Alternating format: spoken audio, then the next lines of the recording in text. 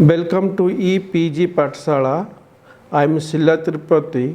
I will be talking about ports of East Coast of India under the paper Economic History of India.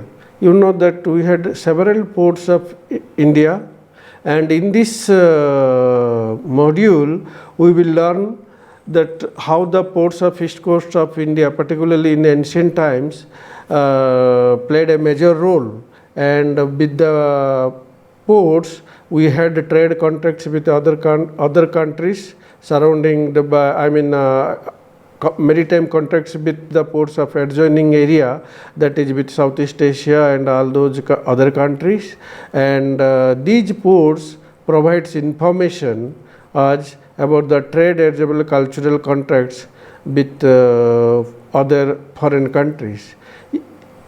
Along the east coast of India, there were a number of ports which came into light in different periods of history.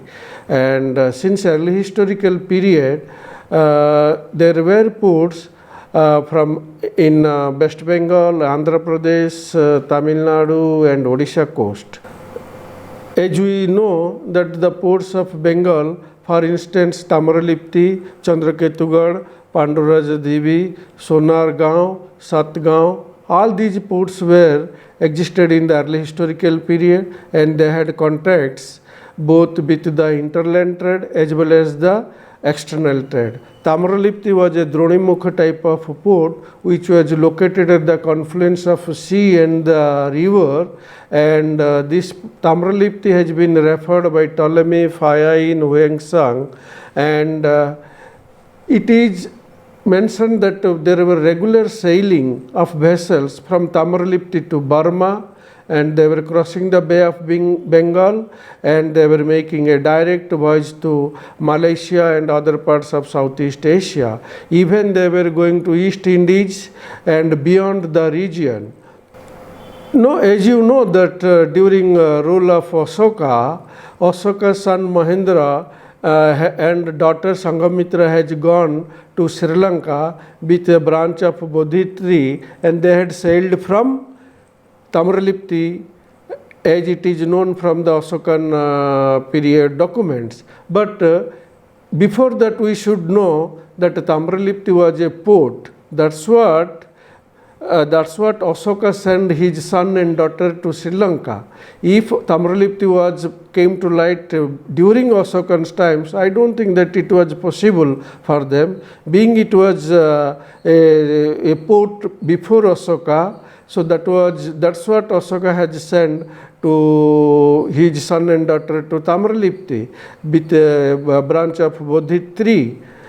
The archaeological excavations at Tamaralipti has brought to light terracotta figurines of Sunga period as well as copper coins, and more importantly the excavations of Tamaralipti has yielded rollated ware, sprinkles, and which shows particularly the sprinkles shows that contracts with other countries, and the archaeological stratigraphy from the archaeological excavations we can get some structural remains, that is a stepped tank which is 2nd, 3rd century AD.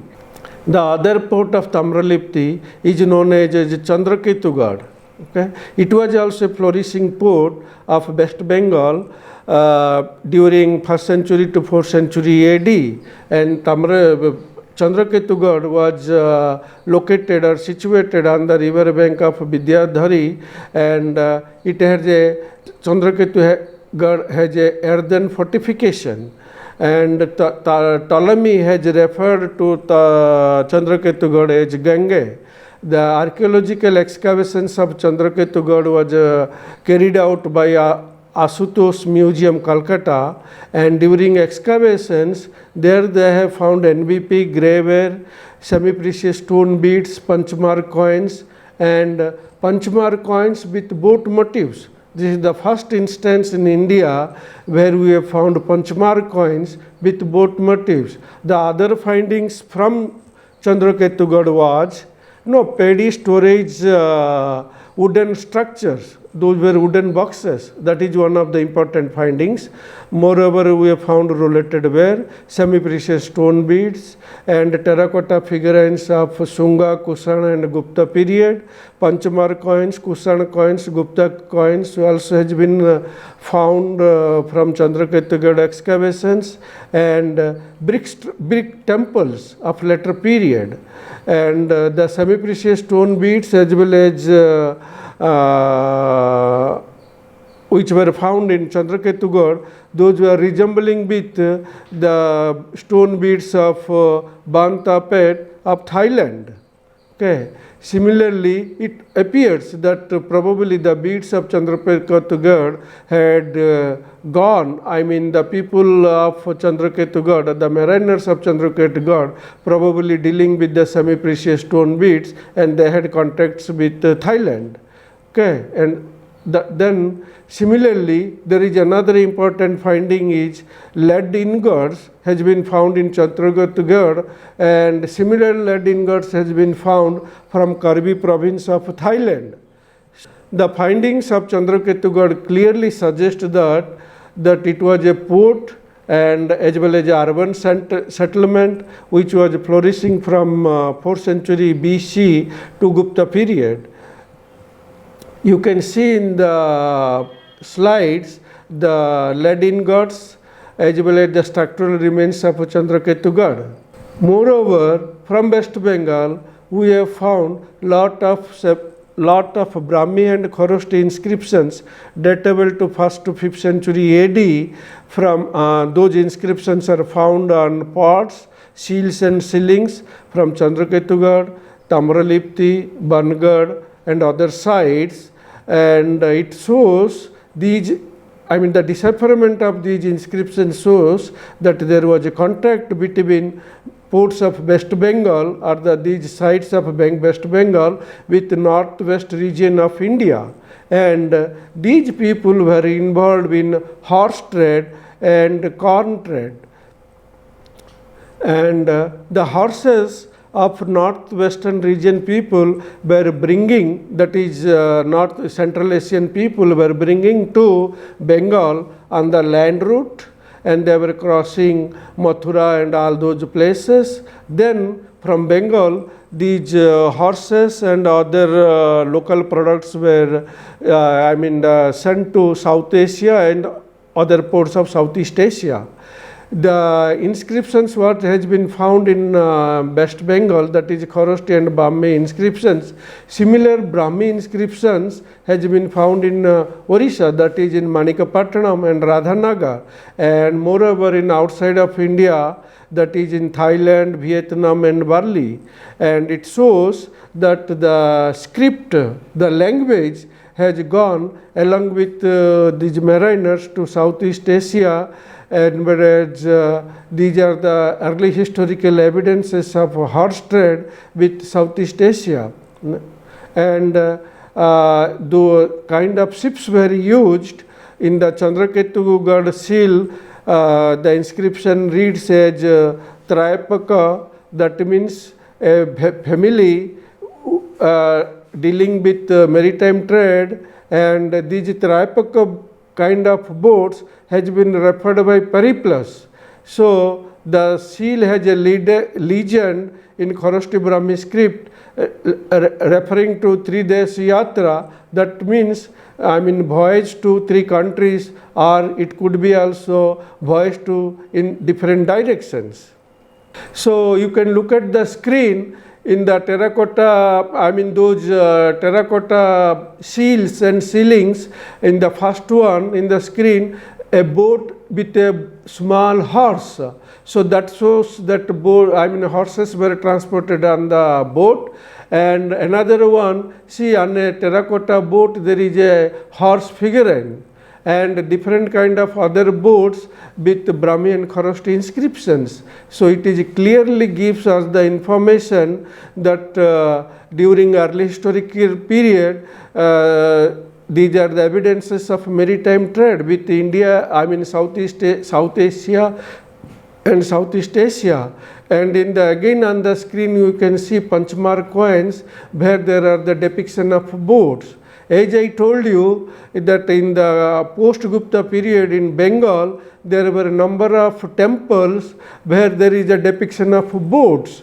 Okay, the boats, you will find terracotta temples in Bishnupur and in Radhakantapur and Prahladapur in different districts. Okay, so these shows in 6th, 7th century AD, there were, the people of Bengal were also, involved in maritime trade. In addition to maritime trade, these boats also depicts naval warfare and other aspects of maritime trade.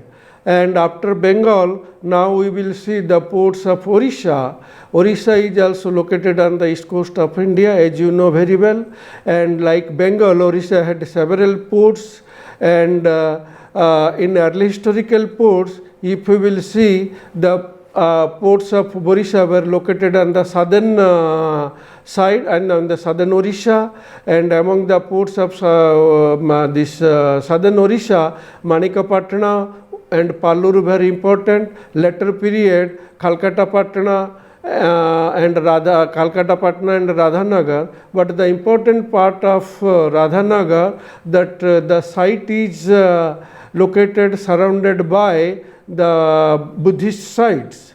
In later period, we have the ports of Orissa which were located in northern Orissa. Those were Baleshwar, Pipili and Dhamra. But in early historical period, Periplus has referred to the ports of Orissa. Among others, the important is Dosaruni, probably Dhauli.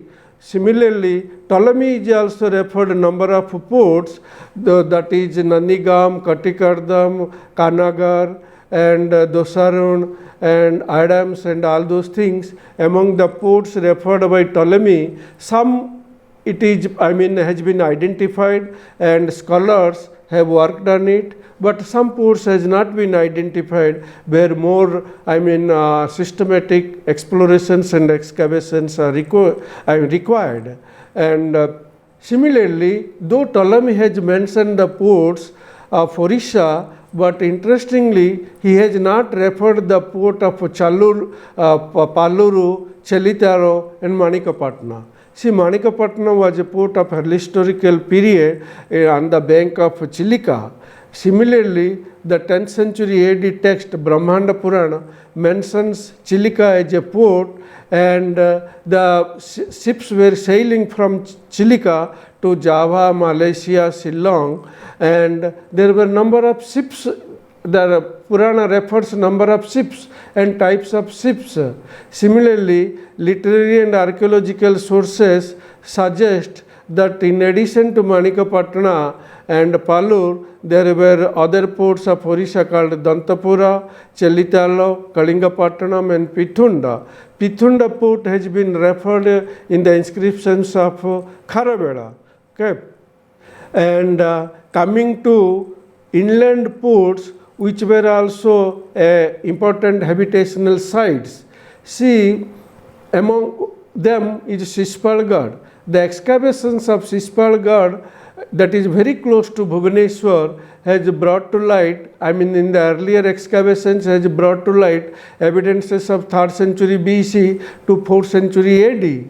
But the recent excavations carried out by Deccan College, Professor Ravi Mahanti and his colleagues, now the date is going back to 5th century to 6th century BC to 4th, 5th century AD. So Shishpalgarh is a site which gives the evidences of 6th century BC to 5th century AD.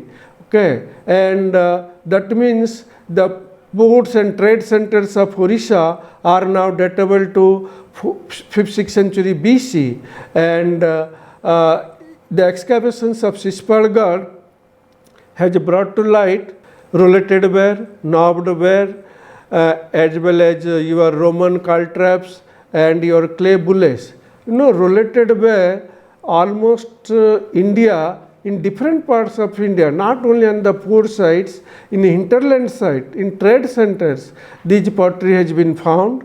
Similarly, knobbed pottery has been found all over east coast of India, and very limited sites where knobbed ware has been found in the west coast of India.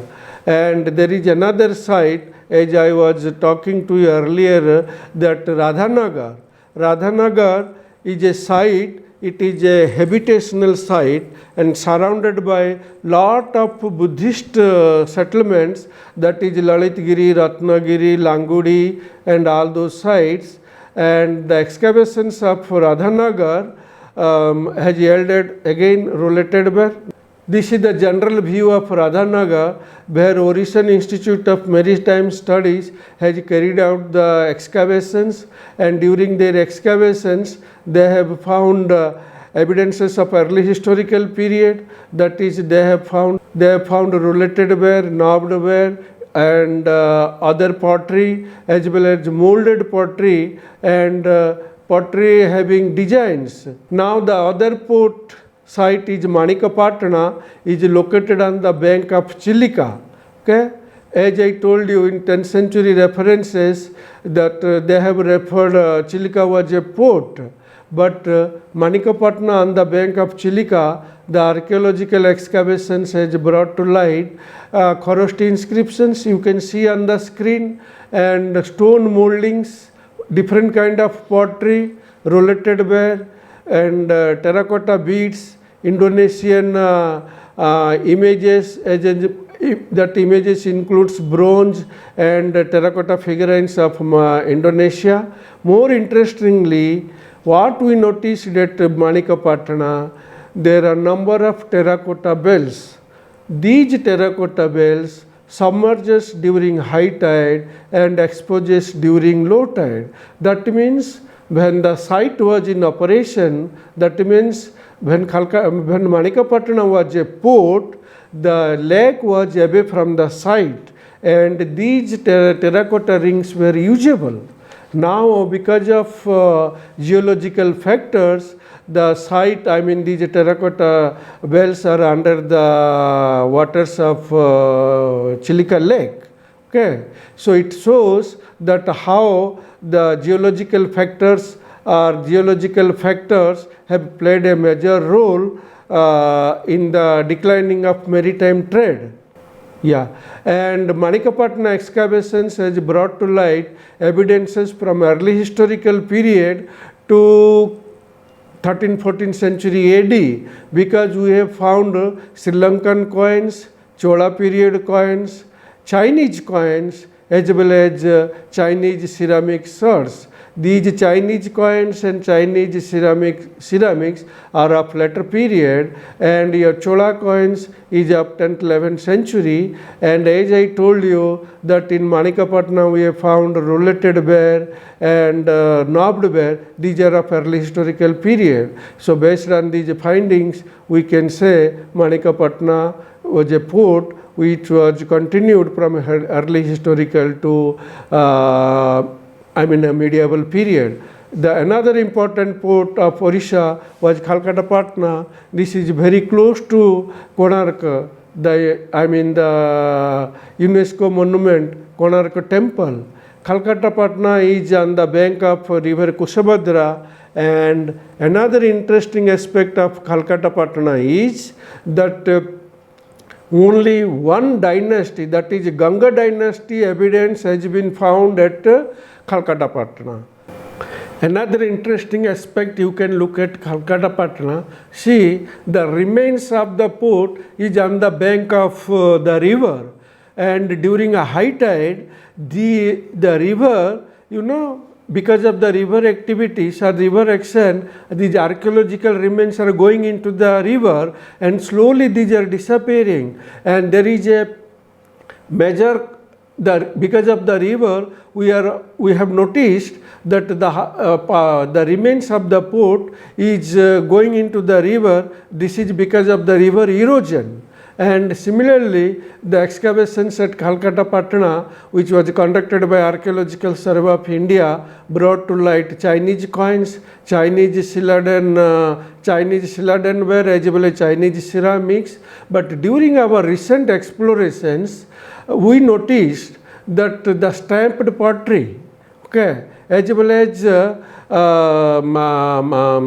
mercury jars. These mercury jars and stamped pottery belongs to Southeast Asia.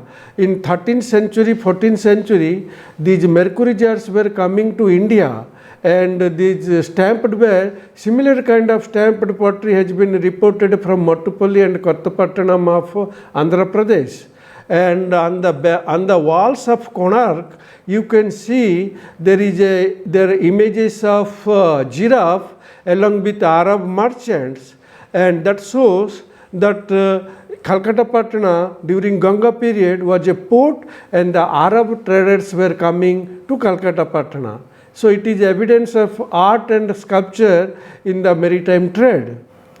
And now we should see who were the traders and who were involved in this trading.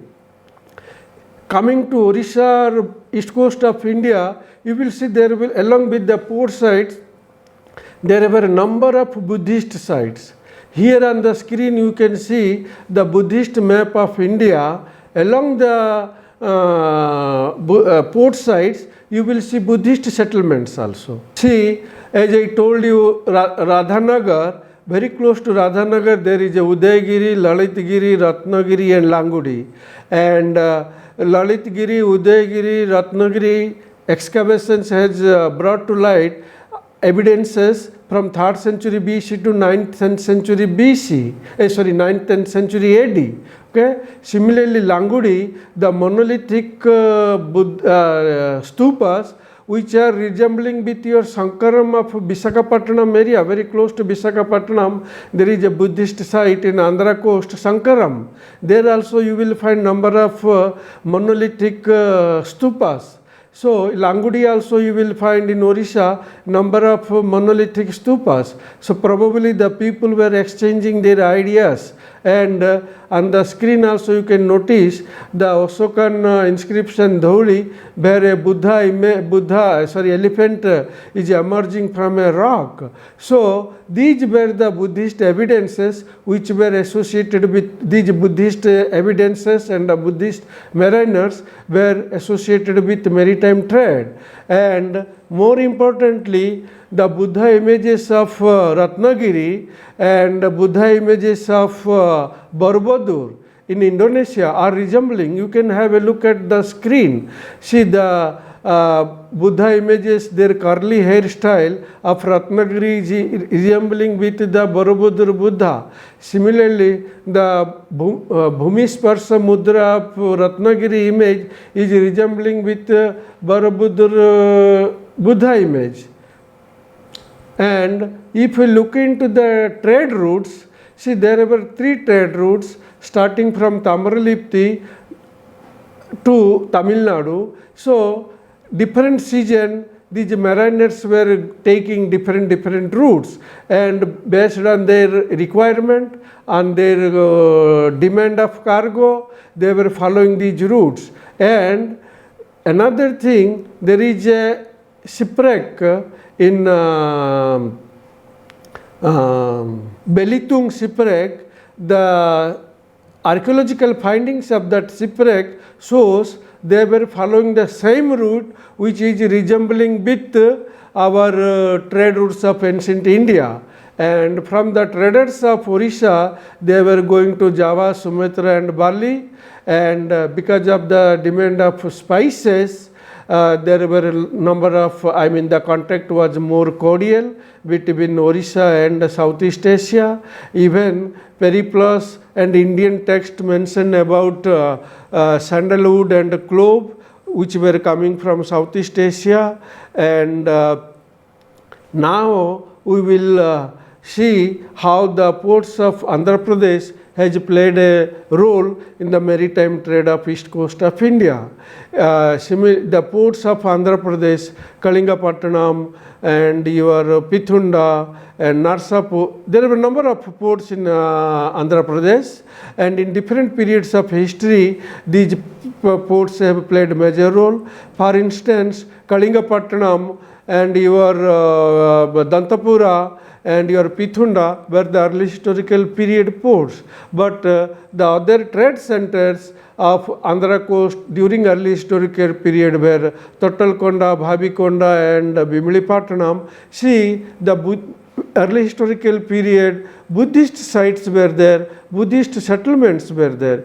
It is very interesting to tell you that when you will visit to the Tottalkonda and Bhavikonda sites, you can see those were located on the hillock, and from the hillock you can see the sea.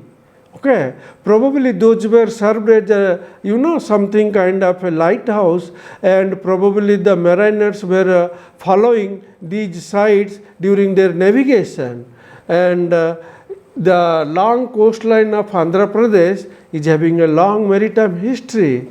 As I told you, Kalingapatnam, it was located on the river of Vanshadhara, and the archaeological excavations of Kalingapatnam has brought to light rollated ware, red sleeved ware, Gupta period terracotta art, terracotta figurines and gold coins, and there is a stupa which is datable to early historical period, and there are settlement sites. See, now look at the screen, there are different kind of pottery. During our explorations we had found, along with your saddle coin and stone pedestals, okay, and sprinklers, so many things. And the other port of Andhra Pradesh was Dantapura, that is also located on the bank of river Vanshadhara. And during archaeological excavations of Dantapura, which was done by Department of Archaeology of Andhra Pradesh, there they have found NBP, rollated ware, knobbed pottery and stupas, which were made of, brick stupas, okay, and red sleeved jar. And these pottery of Dantapura shows of earlier to Kalingapatnam, and between Kalingapatnam and Kalingapatnam and Dantapura, the another important site is Salihundam. On the hillock of the Salihundam, you can see number of Buddhist stupas, brick stupas and monasteries and viharas, and during excavations, their Panchmar coins, Puri Kusana coins, Roman coins has been found, and on the pot sets they have found Brahmi inscriptions, and among other potteries, rollated ware and red polished ware also found, and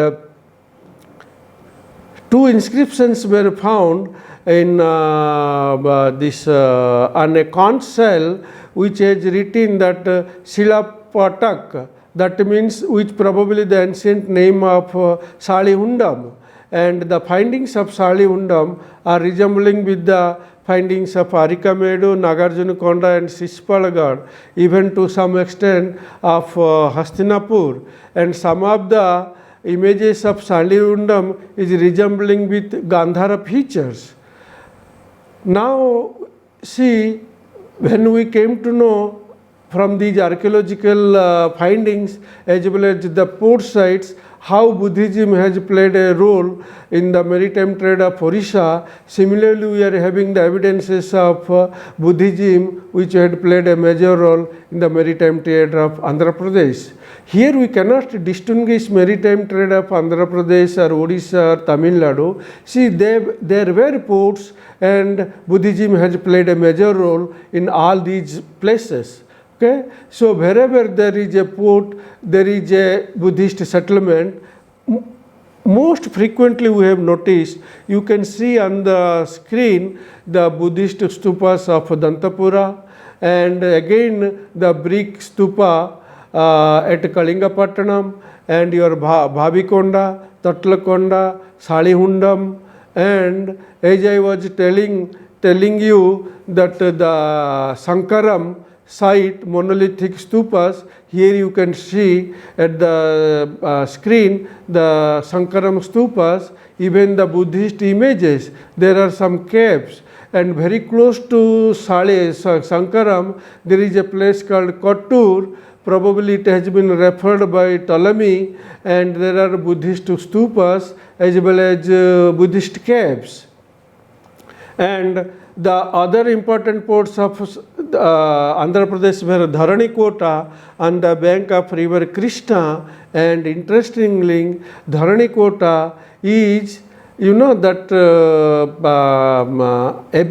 quite away from the seashore, around 34 kilometers probably away from the seashore, and the excavations has brought to light, and in the inlet of the river Krishna where ships were plying, and a wooden wharf has been found which is made of wood, wooden wharf, and the excavations of Dharanikota has brought to light and northern block polished pottery, Aritine ware, roulated ware, some amphora pot sets, and pot sets with Brahmi inscriptions. As I was telling you that the navigation channel of river Krishna is 5 meters depth, and there 20 to 25 meter width channel is there which was connecting to river Krishna. And the excavations, in addition to all those things, we have found knobbed pottery and northern black polished pottery, and you can see on the screen. And you see again on the screen, you see the post holes of the wharf of Dharanikota and the rock cut channel and the occupational remains of Dharanikota. And the other port of Andhra Pradesh was Kottapattanam, and Ptolemy has referred as Kotis. And this port was also equally important like Dharanikota and other ports of Andhra Pradesh. And the explorations has brought to light rouleted ware, Roman glass pieces, stamped pottery, porcelain, Chinese ceramics, and Chinese celadon ware, and Chinese coins. See, Kottapattanam was a port from early historical period up to Vijayanagaram period, because Vijayanagaram coins has been found, and on the screen you can see roulated pottery and other kind of pottery found at Kottapattanam, and Chinese coin. Most importantly, recently during our exploration, we have found a stone anchor, which is the first stone anchor so far has been reported or found in Andhra Pradesh. So, and the other port is also Mottupalli, which was a port because according to the archaeological evidences as well as the inscriptional evidences, Mottupalli was a medieval port. But recent explorations has brought to light roulated pottery and stamped ware, which is datable to 2nd century BC. And these recent archaeological studies of Mottupalli has provided information on the maritime contacts of Mottupalli with Southeast Asia and China. You can see on the screen the Mottupalli pillar inscription and different kind of potteries and habitational remains, that is a terracotta ring bell, and the excavations carried out by Department of Archaeology of Andhra Pradesh. So from these findings, it shows clearly that Mottupalli has played an important role in the maritime history of Andhra Pradesh. Coming to the ports of Tamil Nadu, again, Mahabalipuram, Arikamedu, Pumpuha, Tranquebar, and all other ports of Tamil Nadu has played a major role. Among other ports of Tamil Nadu, Arikamedu is a very important port. We are having the evidences of direct Roman contact, and Arikamedu was there was a Roman settlement, and Arikamedu excavations has played a key role to study the Roman contacts of India with Red Sea coast. During our recent explorations at Arikamedu, we have found a number of roulated ware, micro beads, semi-precious stone beads, micro beads, and we have found a Ganesh image.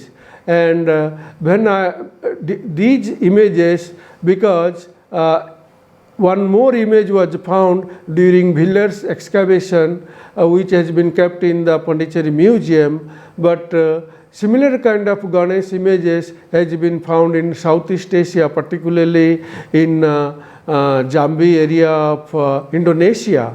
And in addition to these findings, we have found brick structures on the bank of river Aranyakupam.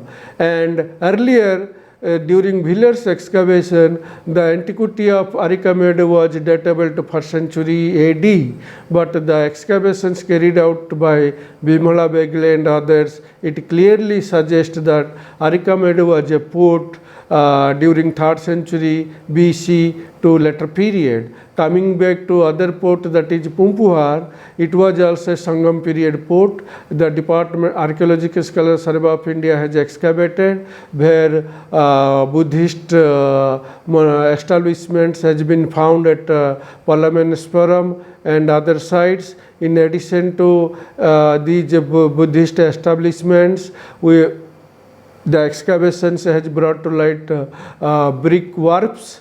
Along with in those wharfs, there were wooden remains were there. Based on those archaeological findings, because Pumpuhar has been very, in detailed way mentioned in the Sangam text, which are datable to 3rd century BC to 3rd century AD. So based on these evidences, the Department of Archaeology, Government of Tamil Nadu funded given a project to NIO, that CSR NIO Goa, to undertake explorations, and during our explorations we have also found number of structures along the bank, along the coastal Pumpuhar, where we have found terracotta ring bells and brick structures. And some of the structures were submerging during high tide, and those structures you can see on the screen, which during low tide those have exposed.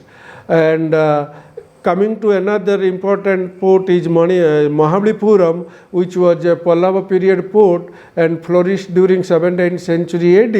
And the Tamil text Kadal Malai mentions that ships bringing precious goods and coming to Mahabalipuram, and to beautify the port city, that is Mahabalipuram, which was the capital of probably of the Pallava dynasties, they had constructed number of temples, and even one of the temple of Mahabalipuram had served as a lighthouse. And during our Mahabalipuram lost its importance, and the port itself lost its importance, because when the Cholas came to power in Tanjore and other area. And you can see that in Mahabalipuram on the screen, you can see that during our explorations we have found some stone structures in underwater of Mahabalipuram, but lot of work is required to confirm whether these are the remains of the temple or not. It is very early to tell whether these are belonging to temples.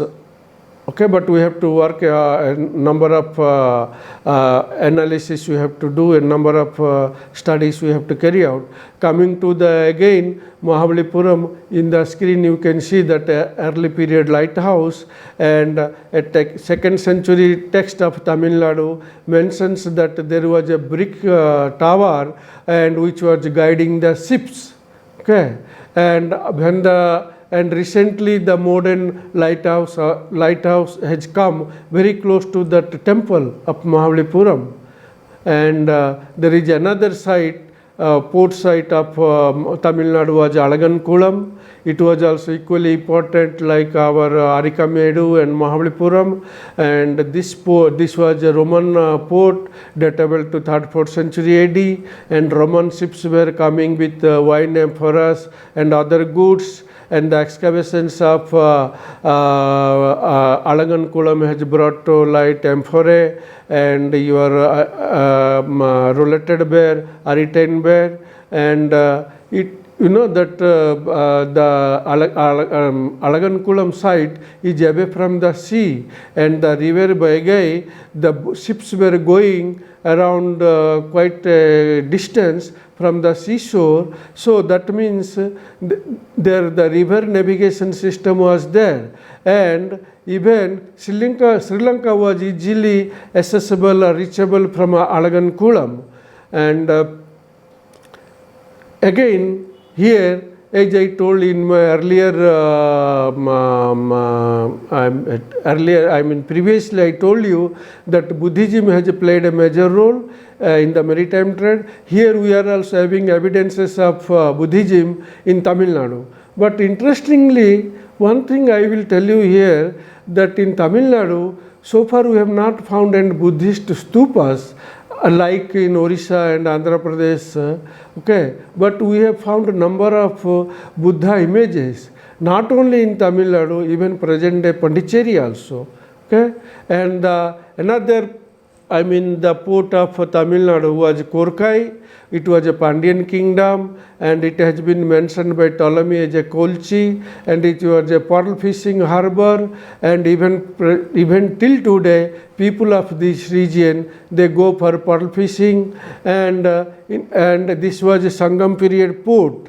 Because of geological factors or shoreline changes, now the present Korkai is probably 5 kilometers away from the seashore. Okay, once upon a time, Korkai was on the seashore, now it is 5 kilometers away. The other ports of Tamil Nadu were Kayal and Tondi, and these ports were also played an important role.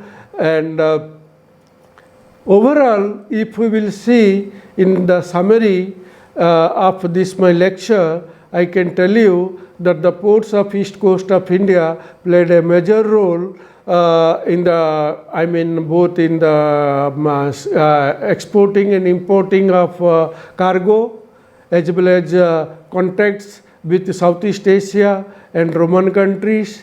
And because of various regions, change of dynasties, economic condition of the country, as well as shoreline changes or other geological factors, because of these regions, the ports of east coast of India, some of the ports of the east coast of India declined, but ports declined. In the same place, another port came to limelight. Ports came, but maritime trade didn't decline, but ports declined, maritime trade continued. Thank you very much.